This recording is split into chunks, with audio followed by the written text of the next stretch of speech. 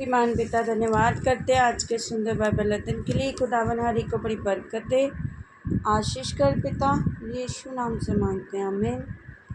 हम पढ़ेंगे दूसरा शमूएल 18 अध्याय, अबशालोम की पराजय और मृत्यु। तब दाऊद ने अपने संग के लोगों की गिनती कर ली और उन पर शतपति ठहराए। और फिर दाऊद ने लोगों को 1/3 योआब के, 1/3 सरूया के पुत्र योआब के भाई अबीशै के और 1/3 गती ईते के अधिकार में करके युद्ध में भेज दिया। फिर राजा ने लोगों से कहा, मैं भी अवश्य तुम्हारे साथ चलूँगा। लोगों ने कहा, तू ना जाने पाएगा, क्योंकि चाहे हम भाग जाएं तो भी वे हमारी चिंता ना करेंगे, वरन चाहे हम में से आधे भी मारे जाएं तो भी वे हमारी चिंता ना करेंगे।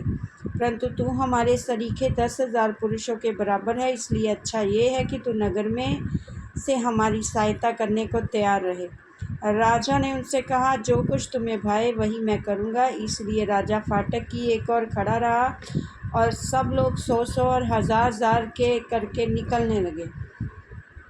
राजा ने योआब, अबीशै और ईते को आज्ञा दी, मेरे निमित्त उस जवान अर्थात अबशालोम से कोमलता करना। ये आज्ञा राजा ने अबशालोम के विषय में सब प्रधानों के सब लोगों के सुनते दी। अत लोग इस्राएल का सामना करने को मैदान में निकले और एप्रैम नामक वन में युद्ध हुआ। वहाँ इस्राएली लोग दाऊद के जनों से हार गए और उस दिन ऐसा बड़ा संहार हुआ कि 20,000 खेत आए। युद्ध उस समस्त देश में फैल गया और उस दिन जितने लोग तलवार से मारे गए उनमें उनसे भी अधिक वन के कारण मारे गए। संयोग से अबशालोम और दाऊद के जनों की भेंट हो गई। अबशालोम एक खच्चर पर चढ़ा हुआ जा रहा था। खच्चर एक बड़े बाज वृक्ष की घनी डालियों के नीचे से गया और उसका सिर उच्च बांज वृक्ष से अटक गया और वह अधर में लटका रह गया और उसका खच्चर निकल गया। इसको देखकर किसी मनुष्य ने योआब को बताया, मैंने अबशालोम को बांज वृक्ष में टंगा हुआ देखा।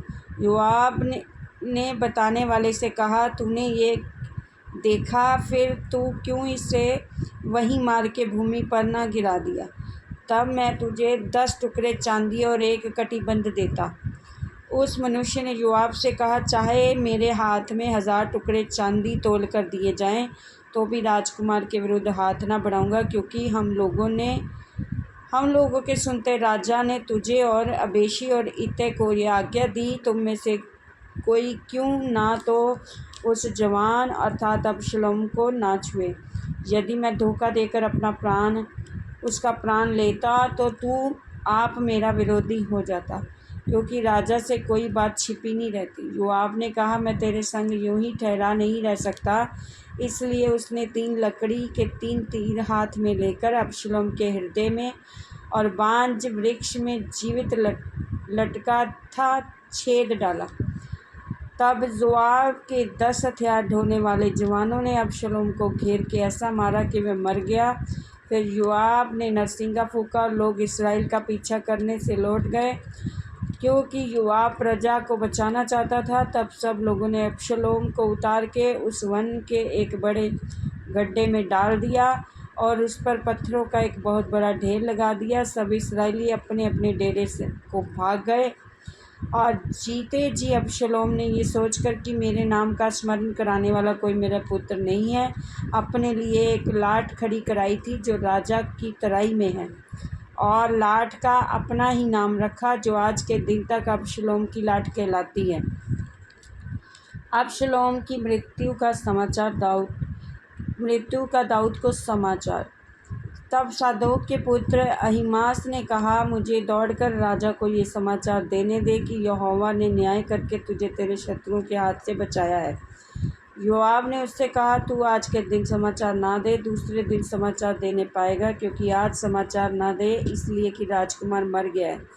तब योआब ने एक कूशी से कहा, जो कुछ तूने देखा वह जाकर राजा को बता दे। वह कूशी योआब को दंडवत करके दौड़ गया। और फिर सादोक के पुत्र अहीमास ने दूसरी बार योआब से कहा, जो हो सो हो, परंतु मुझे भी कूशी के पीछे दौड़ जाने दे। योआब ने कहा, हे मेरे बेटे, तेरे समाचार का कुछ बदला ना मिलेगा, फिर तू क्यों दौड़ जाना चाहता है? उसने ये कहा, जो हो सो हो, परंतु मुझे दौड़ जाने दे। उसने उससे कहा, दौड़। तब अहीमास दौड़ा और तराई से होकर कूशी के आगे बढ़ गया। दाऊद तो दो फाटकों के बीच बैठा था। पहरुआ जो फाटक की छत पर से होकर शहर पनाह पर चढ़ गया, उसने आंखें उठाकर क्या देखा, एक मनुष्य अकेला दौड़ा आता है। जब पहरुए ने पुकार के राजा को ये बतला दिया, तब राजा ने कहा, यदि अकेला आता तो संदेश लाता होगा। वह दौड़ते दौड़ते निकट आया। फिर पहरुए ने एक और मनुष्य को दौड़ते हुए देख फाटक के रखवाले को पुकार के कहा, सुन, एक और मनुष्य अकेला दौड़ा आता है। राजा ने कहा, वह भी संदेश लाता होगा। पहरुए ने कहा, मुझे तो ऐसा देख पड़ता है, पहले का दौड़ना सादोक का पुत्र अहीमास का सा है। राजा ने कहा, वह भला मनुष्य है, तो भला संदेश लाता होगा। तब अहीमास ने पुकार के राजा से कहा, सब कुशल है? फिर उसने भूमि पर मुंह के बल गिरकर राजा को दंडवत करके कहा, तेरा परमेश्वर यहोवा धन्य है, जिसने मेरे प्रभु राजा के विरुद्ध हाथ उठाने वाले मनुष्य को तेरे वश में कर दिया है। राजा ने पूछा, क्या वह जवान अबशलोम सकुशल है?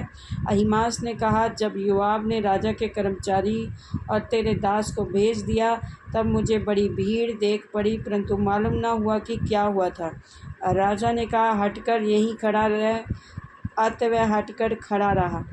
तब कुशी भी आ गया और कुशी कहने लगा, मेरे प्रभु राजा के लिए समाचार है, योआब ने आज न्याय करके तुझे उन सबों के हाथ से बचाया जो तेरे विरुद्ध उठे थे। राजा ने कुशी से पूछा, क्या ये जवान अर्थात अबशलोम सकुशल है?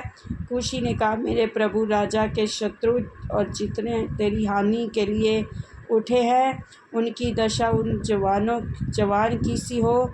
तब राजा बहुत घबराया और फाटक के ऊपर की अटारी पर रोता हुआ चढ़ने लगा। चलते चलते यूँ कहता गया, हाय मेरे बेटे अबशलोम, हाय मेरे बेटे अबशलोम, भला होता कि मैं आप तेरे बदले मरता। हाय अबशलोम, मेरे बेटे। इस वचन के द्वारा पर ब्लेस करेंगे। आमीन। सबको जय मसीह।